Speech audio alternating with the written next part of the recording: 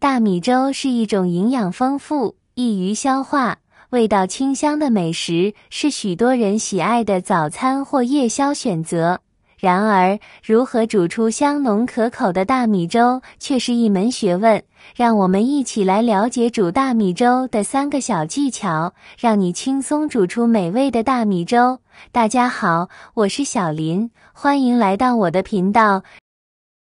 准备新鲜的大米300克，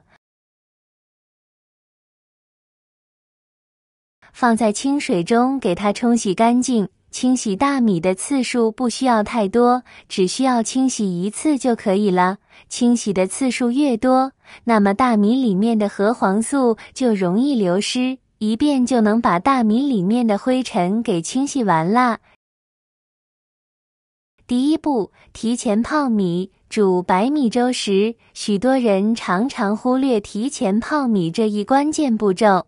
然而，正是这一步对于提升粥的口感至关重要。若未提前泡米，煮出的粥口感上可能差点。若泡米后再煮，大米会充分吸收水分，米粒膨胀，从而在煮时更易变软，煮得更烂。这样不仅粥的口感更佳，而且还能有效缩短煮粥的时间。第二步，开水煮粥。很多人在煮白米粥的时候，总是习惯性的冷水放入大米，感觉这样从煮冷水到开水，会使大米更加快的煮烂煮熟，缩短煮的时间。实际上，这种煮法是错误的，因为这种煮法会使底部的大米煮烂而无法漂浮起来，从而造成粘锅糊掉。正确的煮法应该是水开后再放入大米，这样随着开水的滚动，大米在煮熟的过程中也不会粘锅，也可以使大米煮得更均匀，这样的粥会更加的浓稠好喝。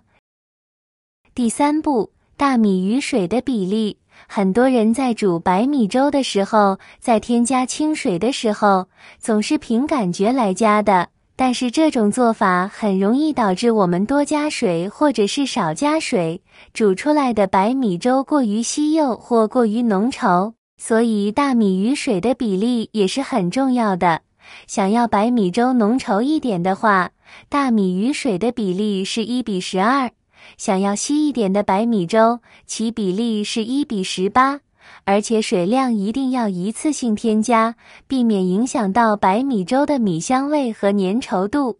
在煮白米粥的时候，加入几滴食用油，可以使煮的过程中不会出现溢瓜的现象，同时也可以使煮出来的白米粥色泽鲜亮，喝上一口感觉特别丝滑好喝。亲爱的朋友们，视频已经看到这里了。如果您喜欢我的视频，请您用发财的小手给我点个赞吧。您的每一个点赞都是对我最大的支持与鼓励，谢谢大家了。早上喝一碗白粥，随便搭配一些简单的小菜，我感觉比去外面吃油条啥的还要好。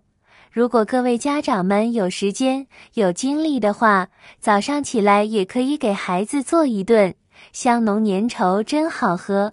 全家人都不会拒绝这样的美味。煮白粥需要记住3个很关键的窍门。第一个是需要浸泡大米，才更容易把大米煮熟、煮开花。第二个是开锅下米，这样煮出来的粥会更加香浓，味道更好。第三，加水的比例要正确，这样粥更香更好喝的。天气越来越热，再加上雨水来临，闷热潮湿，容易引发很多食物食材的变质。比如可能前段时间存放了很多大米，到了这个季节就得格外的注意，否则轻的就是偶见几个米虫。想要大米不生虫，还得有正确的保存大米的方法。今天就分享个更好的方法，保证大米1年也不会坏。保存大米方法1：祛湿密封保存。家中有大量大米时，放入冰箱冷冻就不现实。我们可以将大米装入大缸或者大桶里，先在缸底放上1包有吸湿性的草木灰或者干海带，而后再将大米装满，再密封起来，放在避光、阴凉、干燥通风的地方，但是在炎热的夏季，必须每隔10天左右就必须倒出来通风散热一次，而后再重新装缸保存即可。家中有真空密封袋的则更好，把大米先进行一次简单的晾晒，而后装入真空袋中，再用真空机将内部的空气抽空，如此大米处于弱氧状态，内部的虫卵也就失去了繁殖的一个很大条件，则可以避免生虫。保存大米方法2：冰冻法。新鲜大米用保鲜袋装好，再扎紧袋口，处理好后放进冰箱冷冻24个小时，不要将大米直接倒进冰箱中。时间到了，将大米取出，再放到阴凉的地方，大米不容易生虫。等过一段时间，再将大米放进冰箱冷冻处理，这样循环操作，不担心生虫，大米可保存1年没问题。大米放进冰箱冷冻，这样大米处于低温环境中，可以将虫卵冻死，就不会繁殖了，可以防止生虫。要注意的是，大米不要长时间放在冰箱里冷冻，不然口感会发生变化。保存大米方法3：海带防虫法。首先准备1根干海带，注意这里用的干海带是从外面市场刚买回来未经处理的干海带，一定不要清洗，不然就失去了作用。把干海带埋进存放米的米缸中，干燥的海带可以起到吸收水分的作用，从而可以抑制大米生虫。千万不要把干海带放了以后就不管不顾了，干海带吸收了一定的水分以后就会变得潮湿，这时候要把干海带拿出来晒干，再重新放进米缸中继续使用，大约1周左右处理一次就行。具体情况可以根据观察干海带的湿润情况再决定，这样可以达到循环使用的目的，也不用一直更换干海带。以上几个防止大米生虫的方法，大家可以根据自己的需要来选择。